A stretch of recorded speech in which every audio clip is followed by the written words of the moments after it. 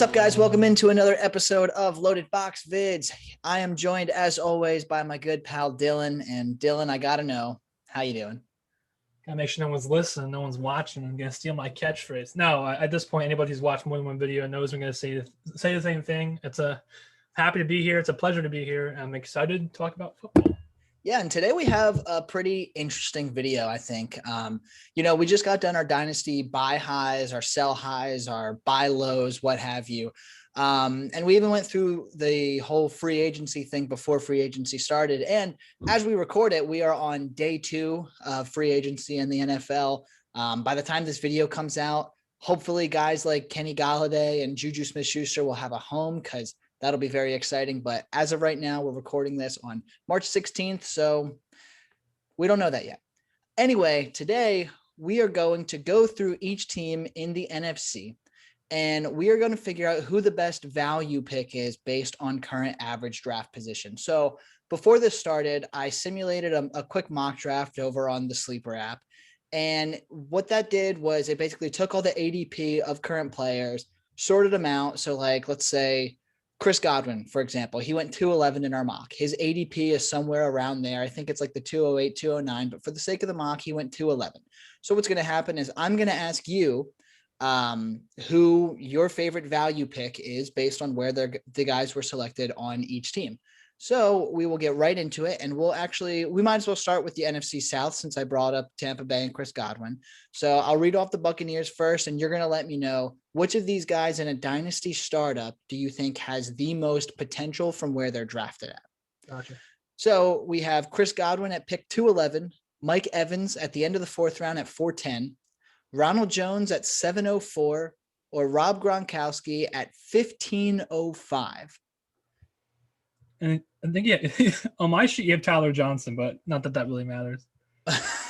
Well, I do have him on there, but he wasn't even drafted. No, it's fine. So I just wrote him in as I'm going to disregard Gronk, by the way, even though Gronk's amazing.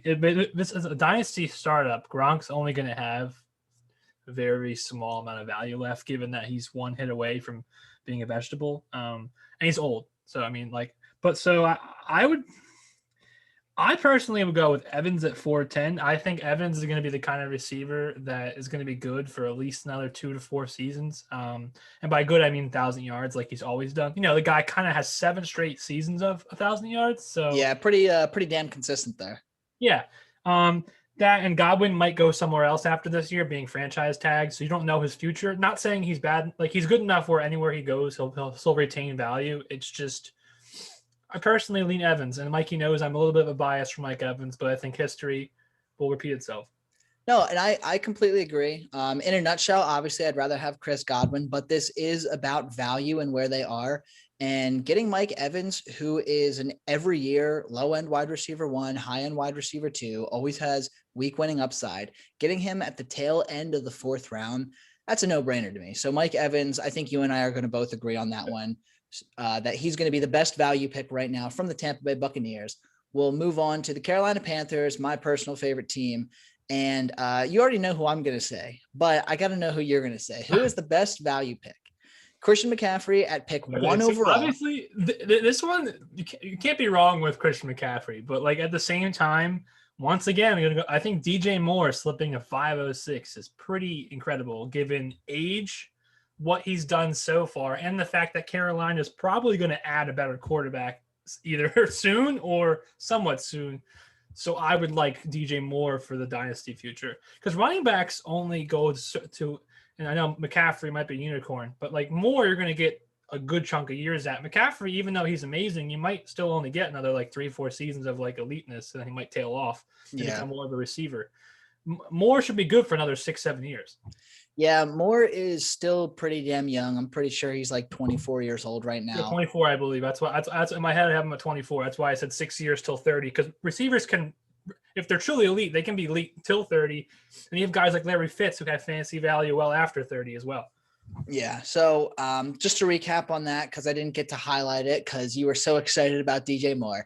Hey, McCaffrey, you're finally rubbing off on me. I'm talking about DJ Moore. Hey, no, that's awesome. But Christian McCaffrey at 101, DJ Moore at 506, so a mid 5th round pick, or Robbie Anderson, who 811 basically a non-existent pick at that point at the tail end of the 8th round. I mean, Robbie Anderson, that's a pretty good value right there. I mean, he just finished as like a top 14, top 15 wide receiver in PPR leagues. I can't argue. I mean, maybe I'm biased because I'm a big Panthers fan, but I honestly couldn't argue. I think all of these are really good picks. I mean, obviously, McCaffrey is worth the 101 in a startup pretty much universally at this point. So you can consider that a value as much as you want. You can't draft him any higher, but I know I would if I could.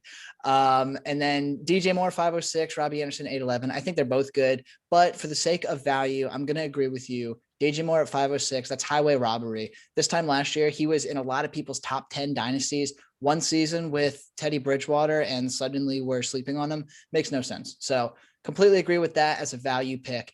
Moving on to Atlanta, this one's going to be fairly short because there's only 2 relevant players that I can even highlight, and that's Calvin Ridley at 306 or Julio Jones at 512. I'm going Calvin Ridley. I think 306 is actually a great landing spot for him. That man is a beast. I mean, he single-handedly won me games last year in 2 of my leagues. So I'm Calvin Ridley. Yeah, he's an absolute monster. I can't say no to Julio at 512, getting he's still a top 20 receiver in fantasy when he's playing, and he obviously has league or week winning upside every time he steps on the field. But the injury history is definitely a concern at this point. He is 32. Spending the very last pick of the 5th round, that's an incredible value, but not as an incredible value as getting Calvin Ridley, i.e. a top 5 receiver right now, at 306. I mean, that's we're on the same brain length. Yeah. So far, so good. We are in complete agreement. Now, this is where we might differ a little bit. I guess I'll kind of see where your brain is. So the last team in the NFC South, we have the New Orleans Saints. Alvin Kamara went 106. Michael Thomas, 308, and Adam Troutman, the new tight end 1 in New Orleans, went all the way at 1305. So Mikey knows I'm a huge Kamara fan, which is probably why he said that. But I'm not going to pick Kamara. I'm actually going to pick Troutman. That's kind of weird. Wow, really? Michael Thomas falling to 308 is great, by the way. I'm torn. But Troutman could be that next, like Mike Gesicki, the next Jonnu Smith, like the guy who's never going to be like top 3, but can be top 10, maybe even in the pretty consistent low end tight end 1. Yes, exactly. Thank you. So, and getting him at 1305, you're throwing darts at a board at that point in the startup. I mean, let's be honest, half the guys in your startup leagues probably don't even know the players they're taking in that. That's probably true. I am actually going to disagree with you on this one. I think Adam Troutman is an extreme value at that point, but yeah, I'm going more future for that. I mean, the other 2 are win now guys. Well, my thing is this time last year, Michael Thomas was going top 5 in dynasty startups after that incredible year that he had. This past year, he was banged up pretty much all season. Drew Brees was on literally his last leg. He didn't play very well when he was in. Taysom Hill, God only knows what's going on with him. I mean, as of right now, there's definitely going to be a quarterback battle between him and Jameis Winston, but Michael Thomas is a top 5 elite receiver in the NFL, and having this offseason to get healthy and to get on the same page as whether it's Jameis or Taysom, Michael Thomas is good on getting on the same page as them. He just signed this massive extension with New Orleans just a year ago. I mean, getting him at 308, the guy who was universally the wide receiver 1 in dynasty rankings this time last year, getting him at 308, that just seems crazy to me. What's that? Can I change my answer? You're selling me on it right now. It's just what I do, man. But yeah, I mean, we'll move on from the NFC South. So we agreed that DJ Moore at 506 was a phenomenal value. Mike Evans at 410, Calvin Ridley at 306. And then we did differ here on New Orleans, but I kind of swayed you a little bit that Michael Thomas. I did start off saying I was torn between the 2 because Michael Thomas falling, I did say that was late. I just went with the young upside. I know somebody out there is going to be like, yeah. And he did, and that's very fair. That's very fair. But anyway, we will move on. We'll go to the NFC East so we can talk about your favorite team, and we'll start off with them just to give you some pain right now. So biggest value in the startup draft for a Philadelphia Eagles player. We've got Miles Sanders at 303, Dallas Goedert at pick 810, Jalen Reagor at 708, which if you say that, I might have to slap you.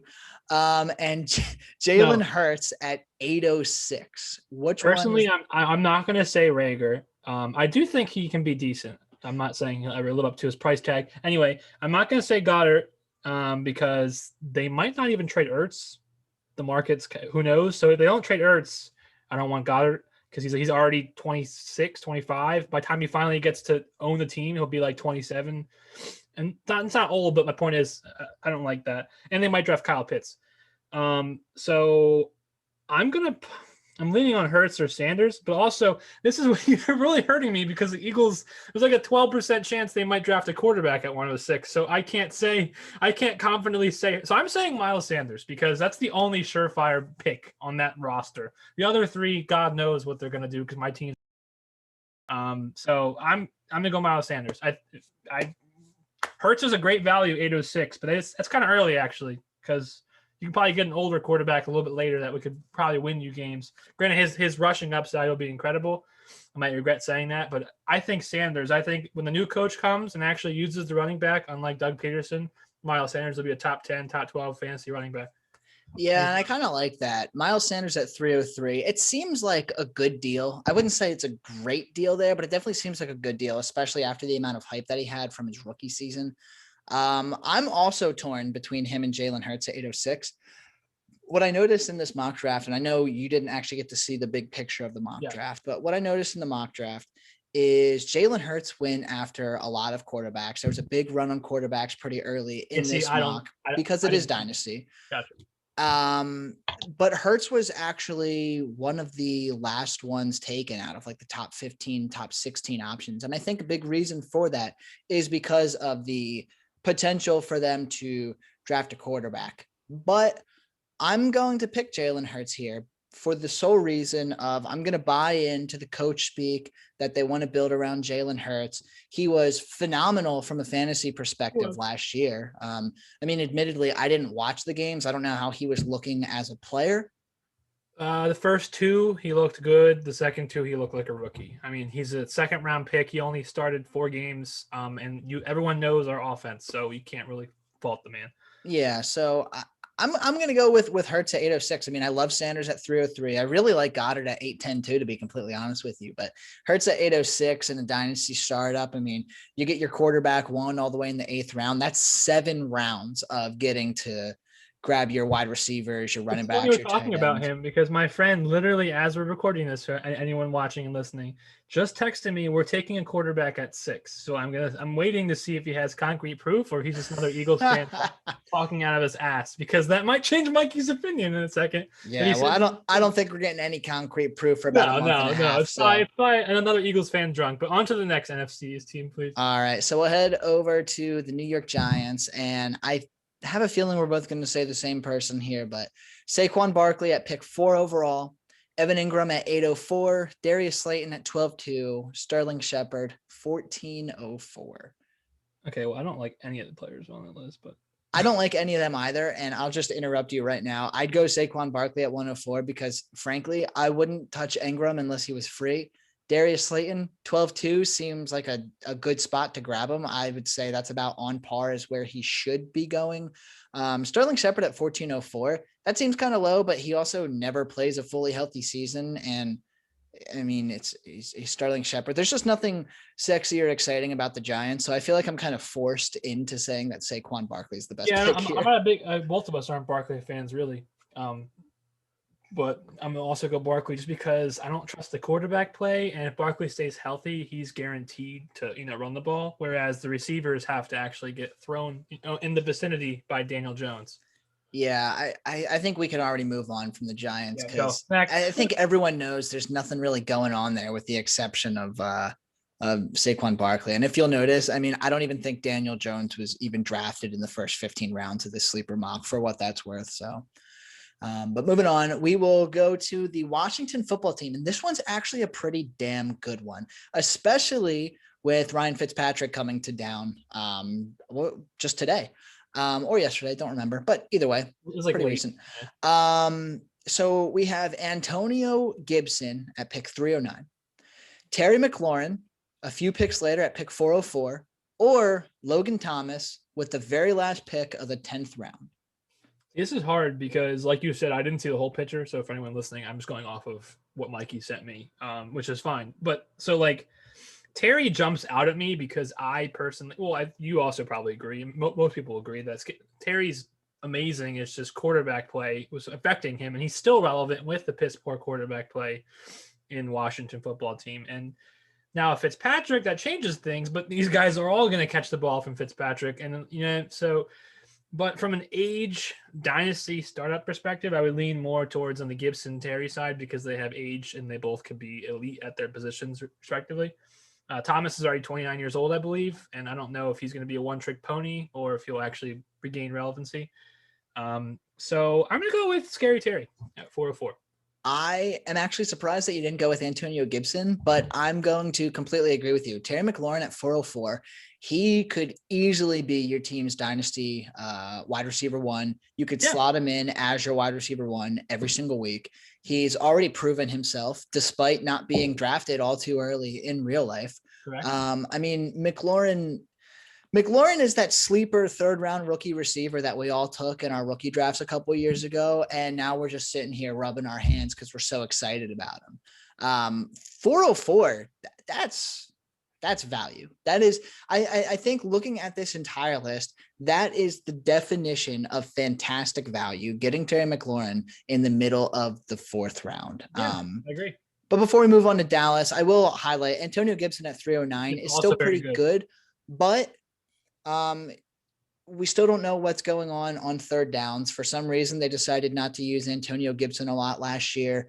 Maybe they want to go with the dual running back approach moving forward. We don't know if they are going to draft a running back or if they're going to pick up a running back in free agency. Definitely seems like Ron Rivera believes in Antonio Gibson. But there's still a lot of question marks to his game, despite having a successful rookie season. So, I mean, in a nutshell, if you told me at pick 309, I had to pick between Terry or Antonio Gibson, I'd probably take Terry McLaurin. So the fact that you can get him 7 picks after Antonio Gibson, that's just a no-brainer to me. Agreed. So moving on to the last NFC East team, and it is the Dallas Cowboys. We have Ezekiel Elliott at pick 202, Dak Prescott at 407, CeeDee Lamb at 302, and Amari Cooper at 509. This is hard. And just because I might have been speaking bias because you're like, oh, the Eagles fan's gonna shit on the Cowboys. Like, no, I acknowledge that they have some great players, real life fantasy. So, well, the problem is it's no secret that they are a team that's gonna have to shed some salary soon in the close future. And 2 of the guys on that list are very much rumored to not be on the Cowboys in the foreseeable future, which is fine.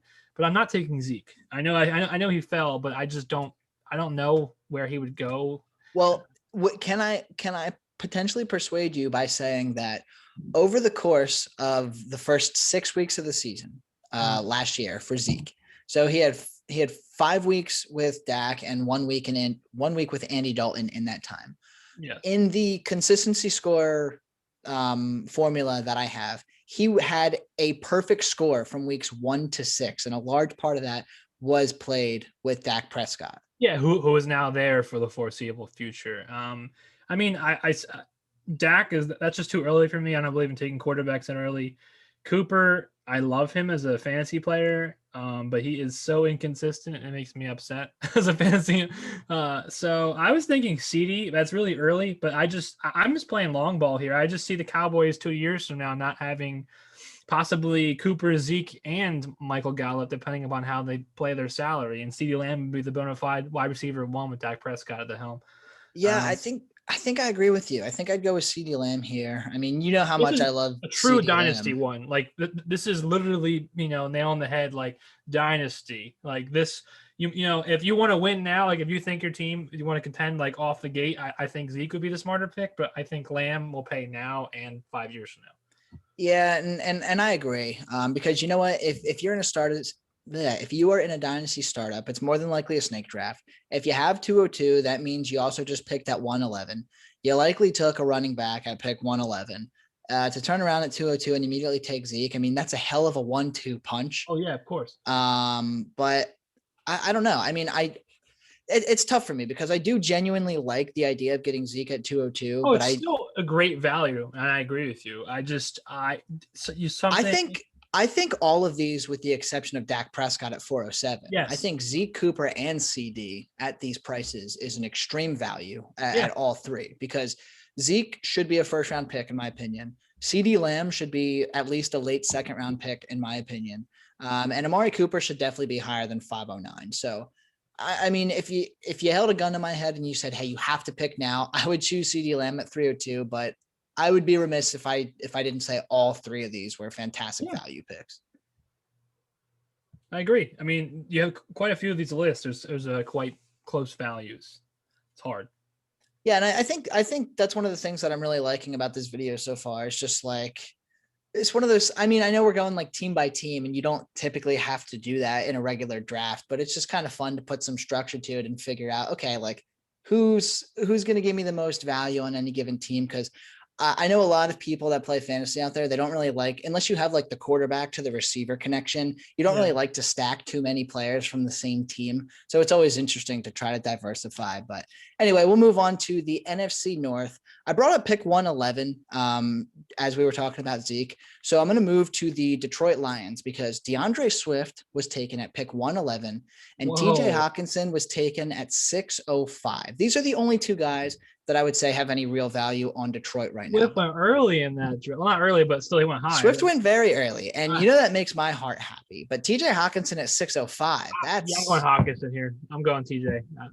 I think I am too. TJ Hawkinson's already a top 5 dynasty tight end in almost all rankings out there. I mean, don't get me wrong. I'm massively high on DeAndre Swift. Yes, you are. I consider him, he's firmly planted in my top 5, top 6 overall dynasty running backs right now. To get him at 111, I'd be more than happy. But getting TJ Hawkinson, a young, potentially elite tight end at 605, I mean, that gives you rounds 1 through 5 to fill your top 2 running backs and your top 3 receivers. And then you get TJ Hawkinson, who in himself is a top 4, potential top 2, top 3 guy. I don't know. TJ Hawkinson at 605, that's extreme value to me. That's an instant smash. I think we should go to the next team because there's no need to talk about it anymore. So the next one's a little bit difficult. Minnesota Vikings. We have 2 first-round picks, and that would be Dalvin Cook at 102 overall and Justin Jefferson at pick 112. Then we also have Adam Thielen at 604 and Irv Smith, who's getting a ton of hype right now, at 1104. Are you going to stick on with the tight end hype, or are you going to pick one of these receivers? Because I'm kind of getting the feeling you're not liking Dalvin Cook at 102. That's a little no. I don't like Dalvin Cook at 102. I like Dalvin Cook early, but I don't know. 102 seems too early for me. We mentioned that Alvin Kamara was picked 106 when we were talking about the Saints. I would flip these two. I would say Alvin Kamara is worth the number 2 and Dalvin Cook's probably closer to the 6. So we can rule Dalvin Cook out. Yes. So basically Justin Jefferson at 112, Adam Thielen at 604, Irv Smith at 11. Man. That's so early. I mean, he's a great player, but first round pick for Justin Jefferson, a wide receiver wide receiver. I mean, granted, he looked fantastic as a rookie, but it is just one season as a rookie receiver. It is just one season, and Adam Thielen is getting older, which also plays into the talking about him. So we'll see how Jefferson does in the foreseeable future with Thielen not there, because it might take the Vikings a little long to get a receiver that matches how good Adam Thielen was for an undrafted walk-on free agent. You know, like that's so I don't know. And Thielen's, that's relatively fair value. Like, I guess I would have to see it, because if my team, through 5 rounds, if my team looked good, taking a guy like Thielen to have like a 1-2 year, like squeeze some life out of him for like a wide receiver 2 or 3 is pretty fair value. And then Irv is also extreme fair value with the hype he's getting. I may take Thielen here. It's not really a sexy pick, but I think he's fantasy relevant still. I think this is more of like the win now. I've been doing more dynasty esque, like, you know, thinking ahead. This is more like in the win now mode. So I might take Thielen if I was this list, because I wouldn't take the other 2 at their picks. So it comes down to Thielen and Irv for me. See, Thielen at 604 is a great value because he remains so underrated. He's going to be, like you said, he's going to be fantasy relevant for another season or two. One of the things that I noticed when I was doing the consistency rankings is that Adam Thielen, after Justin Jefferson broke out, Adam Thielen was very boom or bust. And I do think that's going to continue. But in my opinion, Justin Jefferson is going to see the top cornerback from week one. He also had some couple games where he was also a bust as well, Justin Jefferson. Exactly. So with Minnesota, I definitely think Justin Jefferson has a higher season and weekly upside for sure. No doubt about it. But Adam Thielen, I mean, he's still going to do really well. I, as a value pick, I would also pick Thielen at 604. I genuinely do like Jefferson at 112, but I'd say that's about fair. I wouldn't say that's an extreme value. No, it's not like a super reach. It's just I might not do that. No, and I can't blame you for that at all. Me personally, I'm out on Irv Smith completely. Even in the 11th round, I probably, unless I don't know. I mean, 11th round, I guess it's whatever. I'll give people listening. There's two young tight ends that I'm looking forward to going into their sophomore seasons. And it's Cole Kmet, if the Bears actually learn how to not have 18 on their roster every freaking preseason, literally have like 18 tight ends. And then Adam Troutman, which I brought that up as a segue because he's on your list for the Bears. Well, then we'll move on to the Bears. I think we both agreed that Adam Thielen's the biggest value in Minnesota. Yes. So to the Bears, I do have Cole Kmet on the list. Now, he wasn't drafted, so I have him in round 16 plus. That's what we have him written in as. Yeah. We have Darnell Mooney at 1102. We have Allen Robinson at 409 and David Montgomery at 402. I already know who you're going to say because I think you already know who I'm going to say. Just go ahead and say it. Tell me if I'm wrong, but Allen Robinson at 409 is cheers to that. Allen Robinson I was this time last year, I was going crazy. Go ahead, please educate the people. Put some respect on this man's name. Dude, I was going crazy this time last year, swearing up and down that Allen Robinson was going to be a top 5 dynasty wide receiver, a top 5 in general wide receiver in 2020. He finished as the wide receiver 7. Like, you were just too off. I got extremely close. Exactly. Like he's so good. The Bears don't want him to leave. Allen Robinson would have been by far the biggest name in all of free agency if the Bears didn't tag him. He is so incredibly good. He has showed out with Blake Bortles as his quarterback, Nick Foles as his quarterback, Mitch Trubisky as his quarterback. Now it's Andy Dalton, right? And now he's going to be showing out with Andy Dalton as his quarterback, and he's going to be doing perfectly fine. He's still going to see a bajillion targets every single game. And I mean, dude, he's fantastic. I would be more than happy to roll with him as my wide receiver 1 on a dynasty team for the next 2 to 3 seasons, at least. I mean, he's only 28 or 29 right now. And I don't even think he's that old. He might be 27. No, but he's the kind of receiver we talked about earlier. I mentioned that he's the kind of guy that might be fantasy relevant until he's like 33. Oh yeah. And I mean, dude, 409, like you cannot beat that. I like David Montgomery. All the values of the Bears on the sheet are actually not bad, which is weird saying not bad and Bears in the same sentence, but I mean, no, I completely agree. Sorry, Mikey's dad. I completely agree. I think Monty at 402 is pretty good. Mooney at 1102 is pretty good, but Allen Robinson at 409. I mean, Allen Robinson deserves to be a 2nd round pick. I'm sorry. This is 409 is way too late. That is the value of all values in this draft. I'm moving on from Chicago, or else I'm going to talk about Allen Robinson all damn night. But going on to the last team of this division, we have the Green Bay Packers, who recently re-signed Aaron Jones, which is awesome because I spent pretty much the entire season telling everyone not to get too pumped up about A.J. Dillon because Aaron Jones is here to stay. Got a little nervous when they didn't franchise tag him, but overall, hey, I'll take a victory lap on that one. DJ, if you're watching this, you can take a victory lap too, because I know we both agree probably on who this one is, unless you're going early value. No, I mean, I'll read off the other ones. Devontae Adams at 103. He's great, but that's too rich for my blood. Robert Tonyan at 903. He could be a one-trick pony. We don't know. And then A.J. Dillon at 608. Fuck that. I'm not taking A.J. Dillon. Aaron Jones season, baby. Let's ride. Yeah, Aaron Jones at 210. I mean, he was a top 5 running back in 2019. He was a top 5 running back in 2020. He is not overly used by the Green Bay Packers, so there's no reason to think that he has less tread left on the tires. There's no reason to believe that his workload is going to decrease. I mean, they just made him a top 5, top 6 paid running back in the entire NFL. They're going to use him at least the exact same way that they were using him last year. He's incredibly consistent. He's got week winning upside. I mean, getting your running back 1 at 210, that's beautiful. Yeah, and he's if anything, he's actually underused in Green Bay, but that's a conversation for another video. Well, you know what's crazy? If you look at this, I'm just realizing this now. If this is a snake draft, the person who had 210 also had 103. So imagine starting your draft off with Devontae Adams and Aaron Jones in a Dynasty League. I mean, you're set. You are already an elite contender just between those 2 guys for the next 2 or 3 And you're going to walk away in the 3rd round with a good receiver to pair with the running backs you took. So exactly. So Aaron Jones, massive value at 210. I do think that it will adjust a little bit now that he has his contract. I think if you give it another week or 2 and I run the mock draft, I do think he goes earlier than 210, but hey, if he's still floating around there at 210, that's a no brainer. All right. 1 division left, sir. We'll move on to the final division, and that is the NFC West. We'll start off with the San Francisco 49ers, which is an interesting one because I kind of feel like you and I are going to piss some people off here. We're not taking the one guy. I just saw it. Yeah. So we have George Kittle at 311.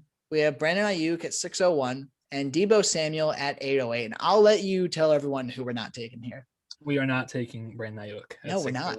That's not terrible value, but that's still it's not early. It's just I wouldn't do that because of our earlier video. So if you haven't watched it, go back and watch it. Yeah. Shameless plug.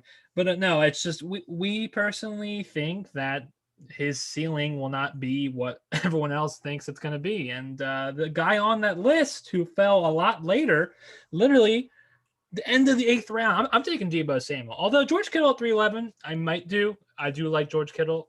But I think Debo almost in the 9th round is pretty freaking crazy. Yeah, Kittle at 311 is extremely tempting. But, dude, we were giving Debo Samuel the same hype that Brandon Ayuk is getting right now, this time 2 years ago. Debo Samuel gets hurt, and Brandon Ayuk comes in. George Kittle gets hurt. Brandon Ayuk is still in there. I mean, building up his resume.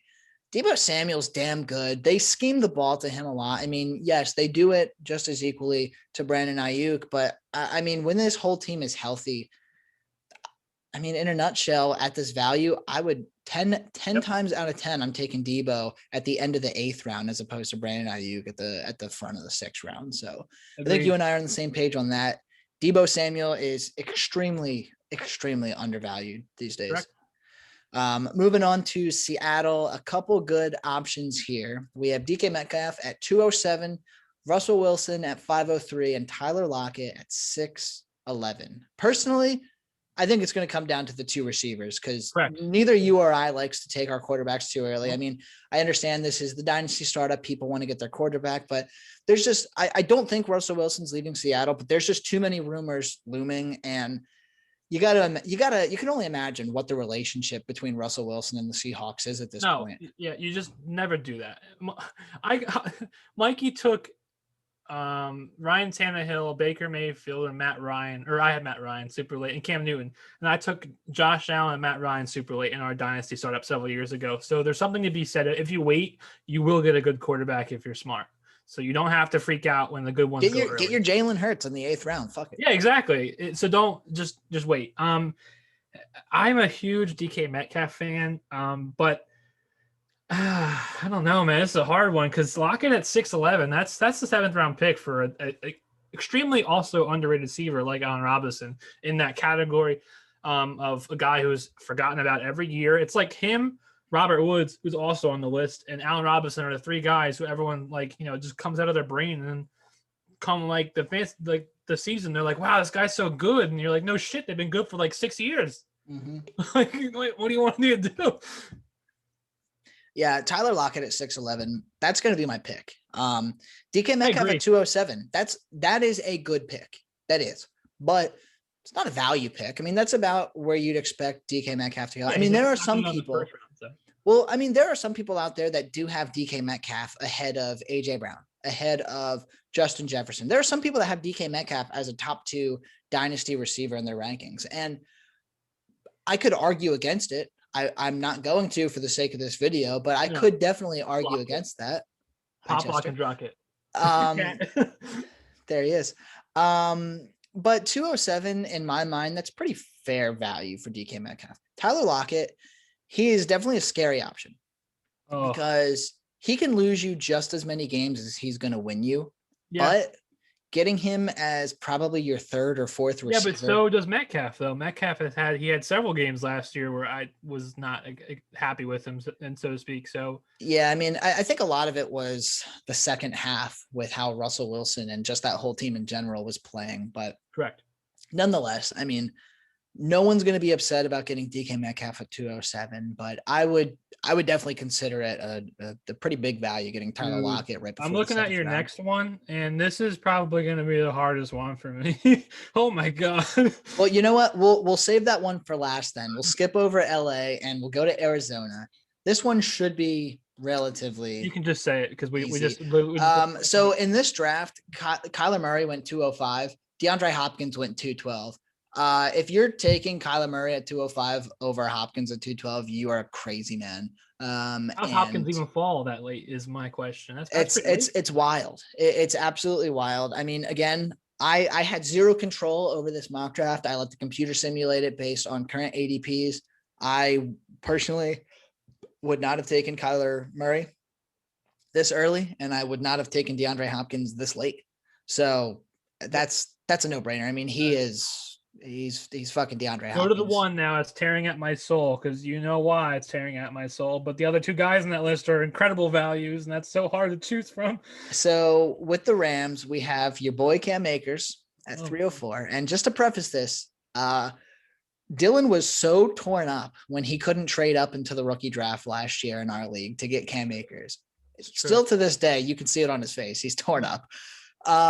So we have Cam Akers at 304, or we have their pair of pretty damn good receivers who now have Matt Stafford throwing the ball. Yeah, that's why I like them more. Cooper Kupp at 607, or Robert Woods just a couple picks later at 612. Who's the biggest value? I'm going to probably go against Akers just because 304 is probably around where you would get him in most drafts. Like, he's not going to go in the first round. He probably won't go in the second round. And if he does go in the second round, it'd be the latter half of the second round. Like, I don't see him going in the top 18 picks in a startup. That's pretty early for a guy like Akers. So that's probably fair value. I think you agree with that. Let's give or take. Him and Gibson are guys are going to go in that area. Completely agree. So, but getting Woods at 612, that's just jumping out to me. Robert Woods is one of the most consistent receivers, like, in the game, in both life and fantasy. So you have to go Robert Woods. I'm sorry, Cam. I'll try to get you in one of my leagues. Robert Woods. No, this is extremely tough because you're right. Cam Akers at 304. It's not a bad pick, but it's not a value pick. No. Cooper Kupp at 607. I would definitely say is a value pick. That whole offense kind of had a down year, or I should say the receivers last year kind of had a down year, but Jared Goff was playing just abysmally. But in a nutshell, I would put these guys kind of back to back. So for the fact that Robert Woods went a little bit later, I'd lean him as my biggest value pick. It's really close. Mm-hmm. I think Cooper Kupp definitely has more upside to have a bigger week. But Robert Woods, you put him in your lineup, you know for a fact he's not going to hurt you. You know, he might not points every week. Exactly. He might not win you your week, but he's not going to hurt you. I mean, getting Robert Woods at 612, you're going to plug him in as your wide receiver 3. Now, granted, he does have age on Cooper Kupp. Cooper Kupp, I believe, is a couple of years younger than Robert Woods, but Robert Woods shows no signs of slowing down. He's perfectly good in that Los Angeles offense. They scheme the ball to him plenty. They let him do whatever with the ball. So getting Robert Woods at 612, that's my pick here. I agree with Robert Woods. Cooper Kupp he's only 27. But no, I agree with Robert Woods because I'm also viewing it as, if this is a draft, it'd be a snake draft. So if you took Woods, you'd be able to take someone at 701. And I was in the draft and I saw Cup go, I would say, shit, I wanted him, but I would see Woods there. I would take Woods and I could grab, according to this draft, another good player at 701. So yeah, well, and I mean, going back to it, if you're still needy at the running back position, when we went over Tampa Bay, we had Ronald Jones going at 704, which is pretty fucking good if you ask me. Yeah, if you walk away with Rojo and Robert Woods back to back, no one's going to get mad at you in the middle of the round for that. No, that's fantastic. But anyway, that's going to wrap it up here. We are definitely going to be doing this on the AFC, guys, this time next week. Hopefully you guys enjoyed this video. I know I sure did. It's kind of interesting to take a look at something like this. Different. Yeah, I definitely enjoyed it. Yeah, thanks for tuning in, guys, here on Loaded Box Vids. Be sure you're following me on Twitter. Make sure you're following Dylan on Twitter and follow Loaded Box on Twitter. Feel free to check out our website at loadedboxpodcast.com. We have articles, player profiles, rankings. We have our podcast, pretty much anything that you could possibly want to scratch your football itch here in the middle of March, which is absurd because we are so far away from getting football back. It's driving me insane. Close to the draft, though. We are very close to the draft. We are about a month and a half away from the draft. And like I mentioned, we do have our rookie player profiles. We have our rookie dynasty rankings. I do my very best to update my rankings at least once a week, maybe once every other week. Ben and I have been cranking out those player profiles. So if there's any rookies out there that you are big on, feel free to check those out. If there's a player profile that's missing and you really want to read up on a rookie, feel free to comment it below. I'd be more than happy to take a look at the player and try to write up a profile and get him there on the website. But yeah, really enjoyed this one, and we will see you guys next week. Thanks for tuning in.